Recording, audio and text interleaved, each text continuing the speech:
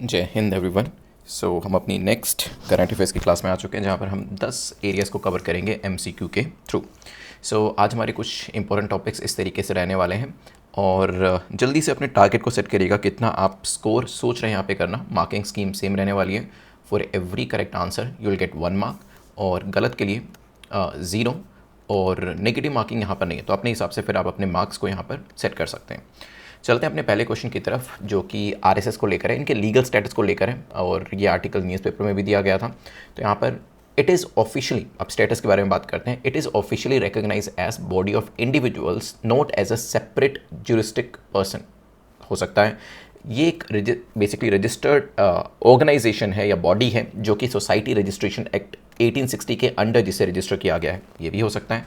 और अगर हम एफसीआरए की बात करें, जो हमारा फॉरेन कंट्रीब्यूशन रेगुलेशन एक्ट का जो कानून है, उसके हिसाब से it can not lawfully receive foreign contribution in its own name. 3 statements आपके सामने हैं, सोचिए इसके बारे में। Legal status of RSS became a public debate after leaders, कुछ लीडर्स जो थे वो क्वेश्चन कर रहे थे कि why India's largest socio culture organisation, क्योंकि जब हम आरएसएस की बात करते हैं it is a socio culture organisation. इसकी जब हम बात कर रहे थे, so they are saying it is functioning without a formal registration. तो कुछ लीडर्स जो थे वो इस चीज़ को क्वेश्चन कर रहे थे, तभी यहाँ पर आर्टिकल इसको लेकर आया था। क्या ये रिकॉग्नाइज बॉडी ऑफ इंडिविजुअल्स है? बिल्कुल ठीक है, पहली स्टेटमेंट आपकी ठीक हो जाती है। टैक्स क्लासिफिकेशन जो इसकी करी जाती है वो सेक्शन 231 के अंडर करी जाती है, इनकम टैक्स एक्ट 1961 के हिसाब से। ठीक है, ये कोई सेपरेट ज्यूरिस्टिक पर्सन नहीं है और यहाँ पर भी यही लिखा हुआ है, तो उस हिसाब से ये स्टेटमेंट हमारी ठीक हो जाती है। ठीक है, अब क्या इसे सोसाइटी रजिस्ट्रेशन एक्ट के अंदर रजिस्टर किया गया? तो ये जो स्टेटमेंट है गलत हो जाती है, क्योंकि ये आता है इंडियन ट्रस्ट एक्ट के अंदर। ठीक है, Indian trust act, companies act, दोनों के अंदर। तो इंडियन ट्रस्ट एक्ट जो 1882 है उसके अंडर ये आता है। तो यहाँ पर सेकंड स्टेटमेंट हमारी इनकरेक्ट हो जाती है। अगर हम थर्ड स्टेटमेंट की बात करें, फॉरेन कंट्रीब्यूशन रेगुलेशन एक्ट 2010 के हिसाब से it can not receive the foreign contribution in its own name. ठीक है, क्योंकि जितने भी रजिस्टर्ड ट्रस्ट एफिलिएट्स रहते हैं वही यहाँ पर रिसीव कर सकते हैं अगर वो एफसीआरए कंप्लाइंट है तो। ठीक है, वैसे अगर हम बैकग्राउंड की बात करें, 1925 में आरएसएस को फाउंड किया गया था नागपुर में by doctor KB Hedgewar ji. They basically it adopted a written constitution जो कि 1949 में अडॉप्ट किया गया था। अनरजिस्टर्ड बॉडी है, ये भी ध्यान रखिएगा। ठीक है, चलते हैं यहाँ से आगे नेक्स्ट टॉपिक की तरफ, जो कि है सिस्टान सैन बोआ। साइंटिफिक नेम जो है एरिक्स सिस्टनेसिस भी दिया हुआ है यहाँ पर। रिसेंटली इंडिया में से कंफर्म किया गया पहली बार, और ये किस रीजन में पाया गया, कहाँ पर इसे पहली बार डॉक्यूमेंट किया गया? सुंदरबन के अंदर, राजस्थान के नॉर्दर्न थार डेजर्ट के अंदर, रन ऑफ कच्छ गुजरात में, या उड़ीसा के अंदर। एक स्टडी ने रिपोर्ट किया कि पहला कंफर्म जो ये कंफर्मेशन रजिस्टर्ड किया गया है सिस्तान बोआ, ये जो है आपका स्नेक है, it was documented from the northern Thar desert, Rajasthan के अंदर। तो बी हमारा करेक्ट आंसर हो जाता है। स्पीसीज जो है वैसे बात करी जाए तो सबसे पहले डिस्क्राइब किया गया था 2020 के अंदर, और पहले अगर हम बात करें ईरान पाकिस्तान में भी इसके बारे में चर्चा हुई है, वहाँ पर भी ये पाया गया है। ठीक है, अदर लोकेशंस जो है वो भी यहाँ पे बता दी। 4th सैंड बोआ स्पीसीज है।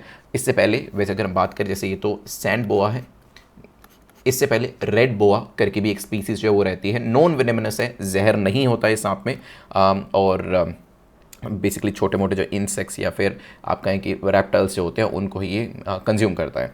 और आईयूसीएन जो कई बार पूछा जाता है, कल भी हमने देखा था कि आईयूसीएन के हिसाब से कई बार स्टेटस पूछ लिया जाता है कि लीस्ट कंसर्न होगा, एंडेंजर्ड होगा, क्रिटिकली एंडेंजर्ड होगा, एक्सटिंक्ट होगा। तो उसके हिसाब से it is not yet evaluated. Now this is very important information, not yet evaluated. अगर इसके ऊपर आईयूसीएन का स्टेटस है तो वो नन ऑफ द अबव इसके अंदर हो सकता है। ठीक है, चलिए यहाँ से आगे बढ़ते हैं नेक्स्ट क्वेश्चन की तरफ। Consider the following statement about doctrine of constructive res judicata. तो यहाँ पर एक स्पेसिफिक प्रिंसिपल या कहें कि एक स्पेसिफिक डॉक्ट्रिन या फ्रेज को लेकर क्वेश्चन पूछा है। It is embodied in explanation 4 to section 11 of the code of civil procedure 1908। अगर हम देखें रिसेंटली 2026 के प्रीलिम्स के अंदर भी जैसे पीसीएफ जे के अंदर क्वेश्चन पूछे जाते हैं ना, वैसे क्वेश्चन पूछे गए हैं। तो तभी उसी चीज़ को ध्यान में रखकर आगे के जो हमारा क्वेश्चंस की जो प्रिपरेशन होगी वो रहेगी उस तरीके से। बहुत ज़्यादा ऐसा नहीं है कि हर क्वेश्चन पीसीएस जे के जैसा होगा, लेकिन हाँ वहाँ से भी कुछ कुछ इंस्पिरेशन रहने वाली है।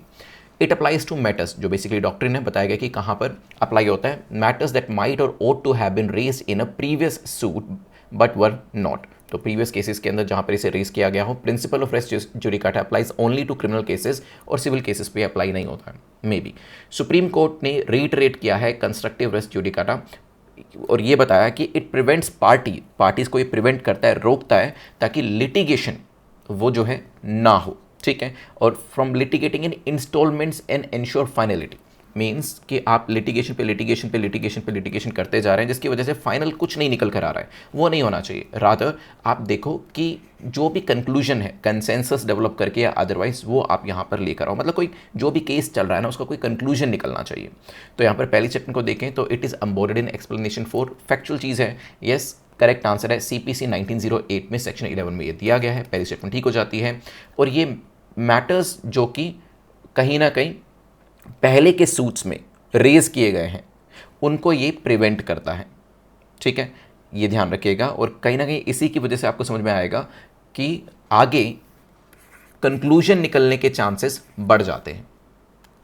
तो पुराने केसेस में जो जो चीज़ें रेस करी जा सकती थी उसको डिस्करेज किया जाता है ताकि कुछ ना कुछ कंक्लूजन जो है वो निकल जाए। तो यहाँ पे सेकंड स्टेटमेंट भी आपकी ठीक हो जाती है।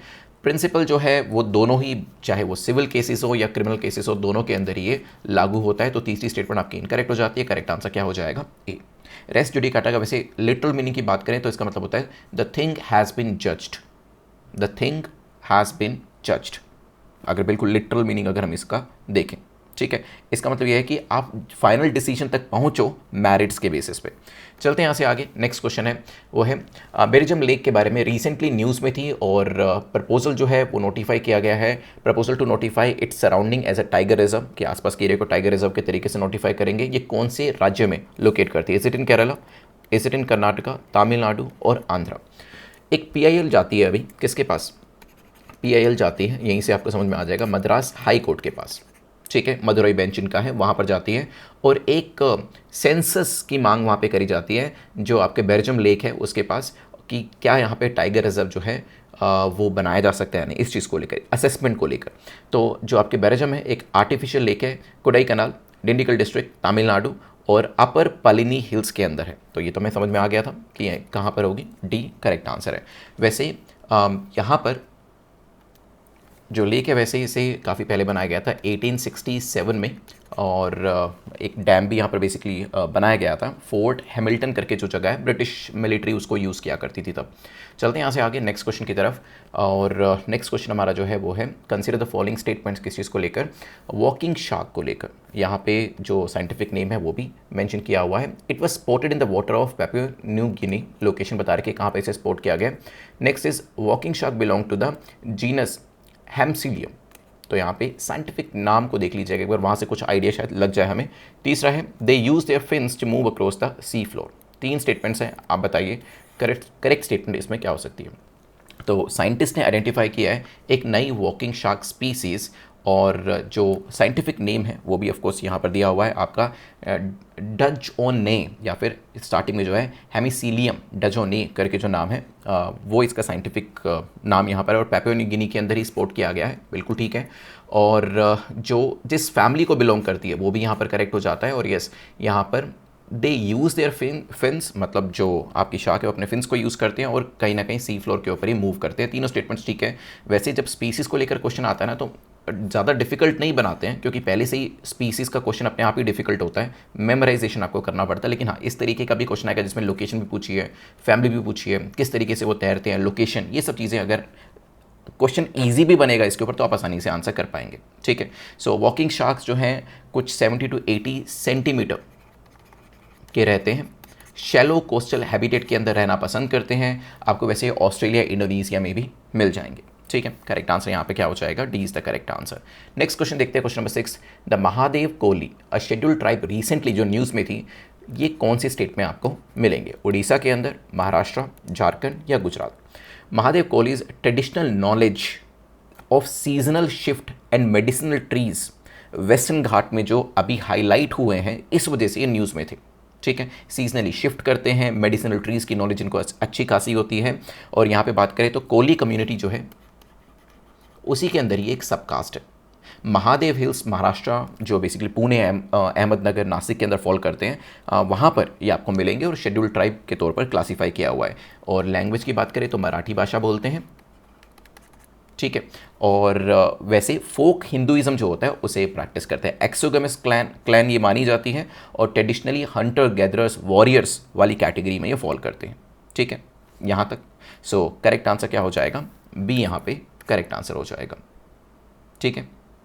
वैसे अगर एक यहाँ पर इसको याद रखने के लिए चीज़ बताऊँ, आपने शायद तानाजी मूवी देखी होगी, तो तानाजी मालुसरे जो काफ़ी फेमस वॉरियर रह चुके हैं, वो भी इसी कम्युनिटी से आते हैं। ठीक है, शिवाजी के जनरल थे और बैटल ऑफ सिनागढ़ में उन्होंने पार्टिसिपेशन किया था, और मूवी के थ्रू तो आपको काफ़ी जो ग्रेट वॉरियर है उनके बारे में पता चला होगा।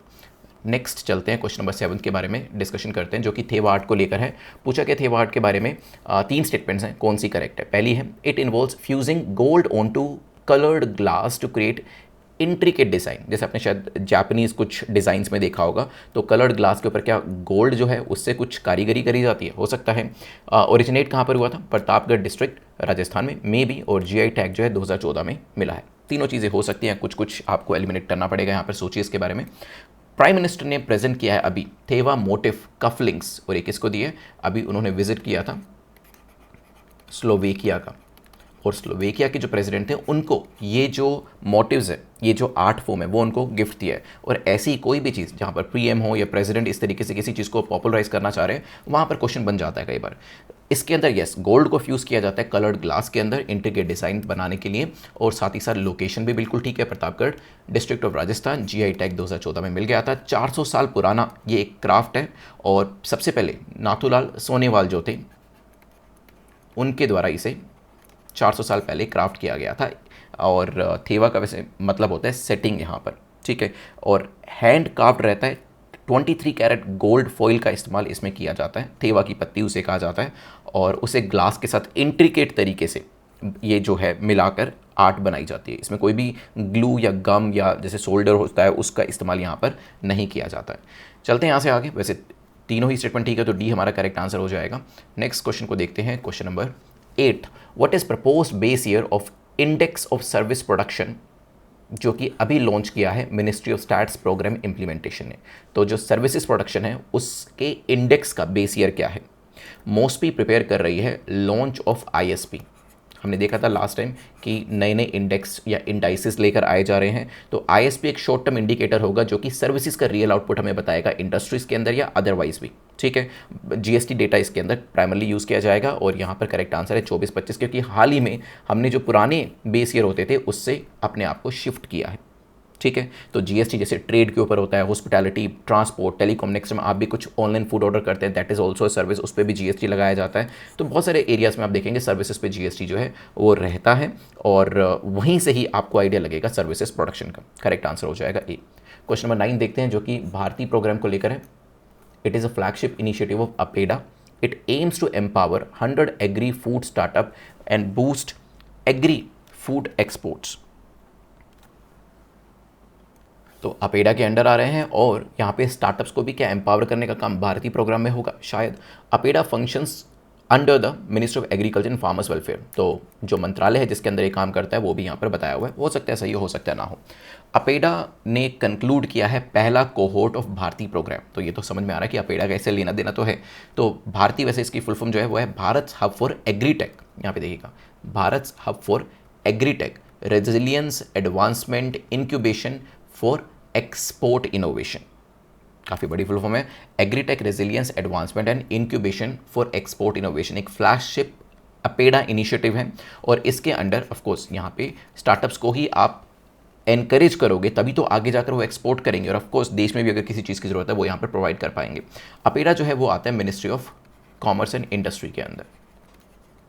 ठीक है, तो ये ध्यान रखिएगा।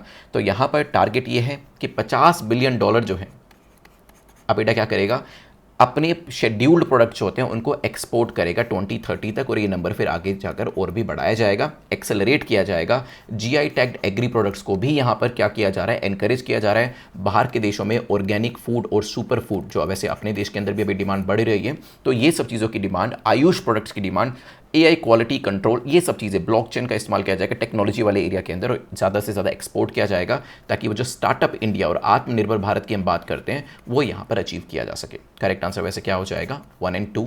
ये दो आंसर्स, दो स्टेटमेंट्स आपकी करेक्ट है, मंत्रालय जो है वो यहाँ पर गलत दिया हुआ है। लास्ट क्वेश्चन को देखते हैं, फिर आप अपने मार्क्स कॉमेंट सेक्शन में लिखिएगा। यूथ को लैब रिसेंटली जो न्यूज़ में देखी गई थी, इसे कौन को लीड कर रहा है। ठीक है। So it is co-led in India by UNDP the Citi foundation and which Indian body, तो भारत की तरफ से कौन सी बॉडी है, ठीक है। तो यहाँ पे इंडिया बाय यूएनडीपी ये तो हो गया, city foundation, but Indian body कौन सी है जो इसको लीड कर रही है, कहें कि को लीड कर रही है, क्या ये नाबार्ड है, सिडबी है, नीति आयोग है, या स्टार्टअप इंडिया हब है। सो अटल इनोवेशन मिशन नीति आयोग के अंडर में सिक्स यूथ लेड स्टार्टअप जो है उन्होंने 8th youth colab national innovation challenge को जीता है। और यहाँ पर बात करी जाए तो इसे यूएनडीपी सिटी फाउंडेशन और अटल इनोवेशन मिशन नीति आयोग के अंडर में ये इसे को लीड कर रहे हैं, ठीक है। फैक्चुअल क्वेश्चन था, वैसे तो पूछ लिया जाता है कई बार, फैक्ट्स वैसे भी काफ़ी पूछे जा रहे हैं। वैसे अगर बात करी जाए तो इसको को क्रिएट किया गया था 2017 के अंदर यूएनडीपी सिटी फाउंडेशन ने, और फिर इसे 2019 के अंदर 2019 2 साल के बाद इंडिया में भी लेकर आए, और फिर एम को मतलब अटल इनोवेशन मिशन को इसके साथ जोड़ दिया गया, ठीक है। ये यूथ को एम्पावर करता है अक्रॉस एशिया पैसिफिक रीजन कि हम लोग अपने सस्टेनेबल डेवलपमेंट गोल्स को अचीव कर पाएँ, चाहे वो सोशल इनोवेशन के जरिए हो, एंटरप्रेन्योरशिप के जरिए हो, कुछ ना कुछ चीज़ लगाकर हम उसे अचीव कर पाएँ। सो करेक्ट आंसर हो जाएगा सी, 2017-19 ये याद रखिएगा। आप अपने मार्क्स कमेंट सेक्शन में लिख सकते हैं।